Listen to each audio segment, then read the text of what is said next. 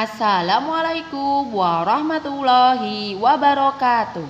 Anak-anak yang hebat, apa kabar? Semoga anak-anak kelas 1 SDIT Hidayah semuanya menjawab dengan kata baik. Alhamdulillah anak-anak, hari ini berjumpa kembali bersama Usfia dalam pelajaran PAI. Anak-anak, di pelajaran PAI semester 2 ini kita akan bersama-sama menyaksikan video tentang kisah Nabi Idris alaihi salam. Wah, anak-anak pasti sudah penasaran ya tentang kisah selengkapnya Nabi Idris alaihissalam. Baiklah, langsung aja kita tonton bersama-sama tentang kisah tersebut. Anak-anak jangan lupa jaga kesehatan dan jangan lupa sholat 5 waktunya. Cukup sekian dari Usfia, Ustazah akhiri. Wassalamualaikum warahmatullahi wabarakatuh. Nabi Idris alaihissalam adalah keturunan ke-6 dari Nabi Adam alaihissalam yang lahir di Mesir. Beliau diberi nama Idris karena gemar membaca dan menulis. Nabi Idris adalah nabi yang sangat cerdas. Beliaulah yang pertama kali menjinakkan kuda yang semula merupakan binatang liar. Setelah menjinakkannya, kini binatang kuda itu bisa dijadikan tunggangan atau untuk mengangkut berbagai barang. Orang-orang yang baru melihat hal ini merasa heran karena Nabi Idris dapat menempuh perjalanan dengan sangat cepat daripada mereka yang masih berjalan kaki. Dengan adanya kendaraan ini, kaum Nabi Idris sangat terbantu dan menjadi semakin makmur. Nabi Idris menjadi orang yang paling disegani dan menjadi seorang panutan.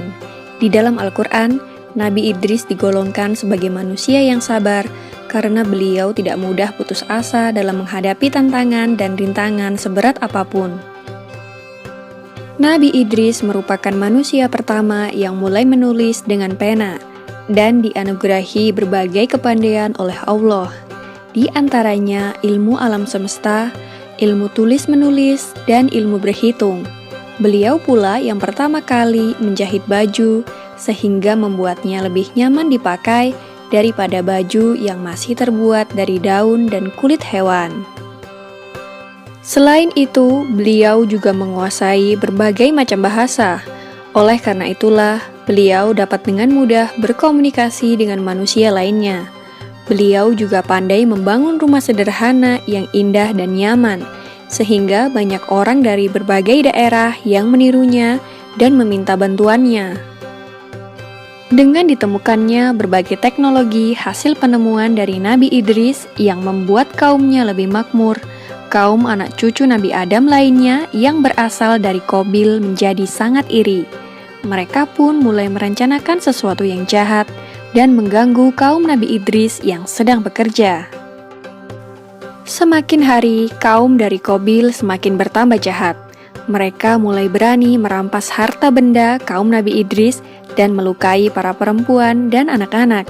Jumlah mereka pun juga semakin bertambah banyak, karena orang-orang yang tidak mau bekerja ikut menjadi golongan dari kaum keturunan Qabil. Karena kejahatan kaum keturunan Qabil semakin meresahkan, para penduduk pun mulai melaporkan berbagai kejadian itu kepada Nabi Idris. Nabi Idris lalu pergi menuju sebuah bukit dan memohon pertolongan kepada Allah Subhanahu wa Ta'ala. Pada usia 82 tahun itulah, Nabi Idris diangkat menjadi seorang rasul untuk memberikan peringatan kepada seluruh umat manusia. Maka Nabi Idris dengan segera melaksanakan tugasnya sebagai rasul dan memberikan peringatan kepada kaum keturunan Qabil untuk kembali ke jalan yang benar.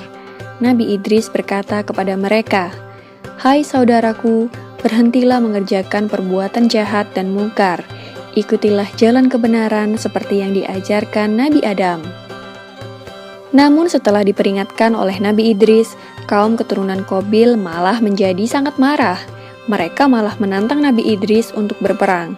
Maka Nabi Idris dan para pengikutnya mulai membuat berbagai peralatan perang dan membuat benteng pertahanan guna menahan serangan kaum keturunan Qabil.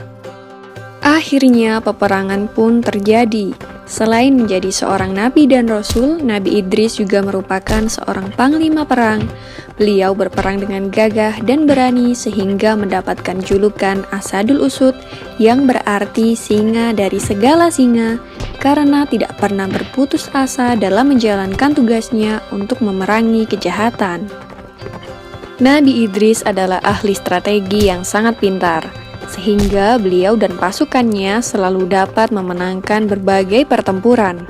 Namun semakin hari, kaum keturunan Qabil yang mungkar dan durhaka itu makin bertambah banyak jumlahnya, dan tidak terhenti menyerang para wanita dan anak-anak dari kaum Nabi Idris. Maka Allah Subhanahu wa Ta'ala memerintahkan Nabi Idris beserta kaumnya untuk berhijrah dan meninggalkan negerinya untuk menuju tempat yang lebih aman.